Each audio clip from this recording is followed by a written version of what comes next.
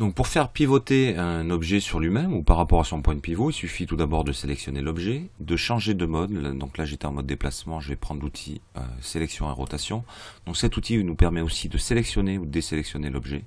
Et on s'aperçoit que dans ce mode-là, lorsque je veux faire pivoter l'objet, j'ai mon visuel d'axe qui se transforme. Donc ça devient à peu près une sphère, enfin ça devient une sphère avec 3 axes.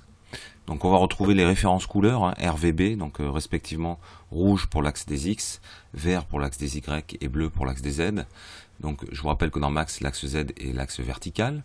Donc ici, si je veux faire pivoter l'objet sur lui-même, donc par rapport à l'axe des Z, il va falloir que j'attrape ici l'axe qui correspond à l'axe des Z. Donc en l'occurrence, c'est l'axe qui est en bleu, donc là je le désélectionne pour que bien que le bleu s'affiche.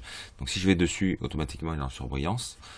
Par défaut, il est aussi en surbrillance dans l'objet, c'est-à-dire que si je viens dessus, donc j'essaie d'aller à un endroit où je n'ai pas d'ambiguïté sur ma sélection, c'est-à-dire que si je viens ici, j'ai une chance sur 2 d'attraper le bon axe, puisque on voit qu'il y a 2 axes qui se croisent à ce niveau-ci, pareil ici et pareil ici.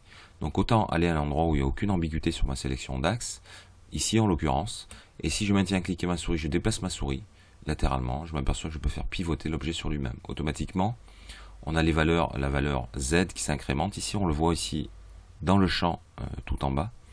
Donc là, je vais pouvoir faire pivoter l'objet sur lui-même. Je fais un clic droit pour relâcher. Je vais pouvoir le faire pivoter par rapport à l'axe des Y. Donc on voit bien que c'est le champ Y qui s'incrémente.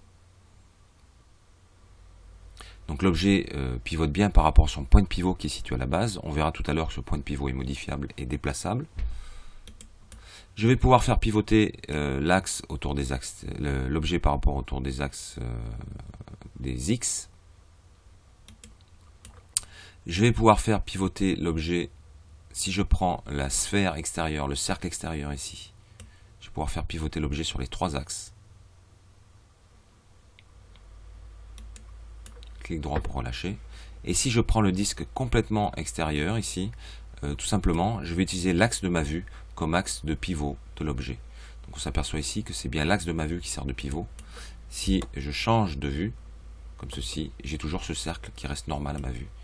Donc l'axe passe bien par l'axe de ma vue et permet de faire tourner l'objet autour de cet axe. Donc particulièrement, je m'en suis jamais trop servi, sauf cas particulier, mais la plupart du temps, on va utiliser les axes normaux de l'objet pour le faire pivoter. Alors, on a vu tout à l'heure pour le déplacement qu'on pouvait rentrer directement les valeurs dans les champs ici. Eh bien, tout simplement, on va faire exactement la même chose concernant la rotation. Donc, par exemple, si je veux faire tourner l'objet sur l'axe Y, alors là, je vais mettre les valeurs à 0. Voilà, comme ceci.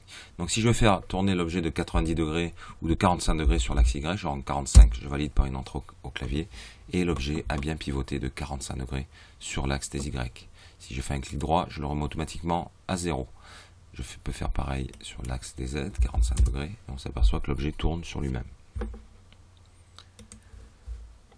Donc voilà en ce qui concerne la partie rotation des objets. Nous allons passer maintenant à la partie échelle.